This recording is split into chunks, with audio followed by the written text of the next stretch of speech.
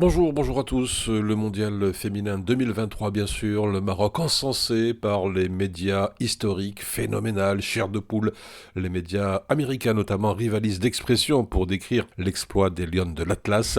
La qualification du Maroc est un exploit pour le pays et bien au-delà, souligne la chaîne d'information en continu CNN.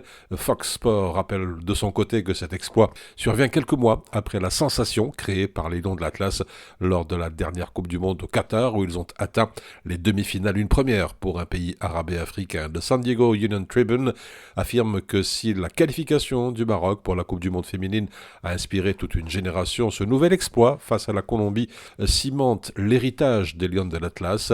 Enfin, en Europe, en Espagne, dans la Vanguardia, le Maroc héroïque décroche le billet pour les huitièmes de finale.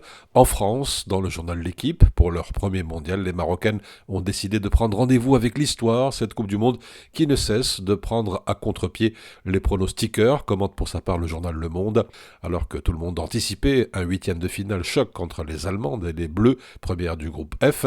Le Maroc, tout nouveau à ce stade, sera finalement l'adversaire des tricolores à mardi prochain à Adélaïde. Et puis au Maroc, bien évidemment, une information à la une de tous les quotidiens, le miracle a bien eu lieu, titre le 360, alors que dans le journal Le Matin, présent lors du match, le président de la FIFA, Gianni Infantino, a tenu à féliciter les Lions de l'Atlas pour leur qualification historique en huitième de finale. Et puis, un symbole fort, le patron du foot mondial a tenu à saluer en particulier la défenseuse de l'équipe nationale, Nouhaila Benzina, première femme à disputer le mondial avec le voile.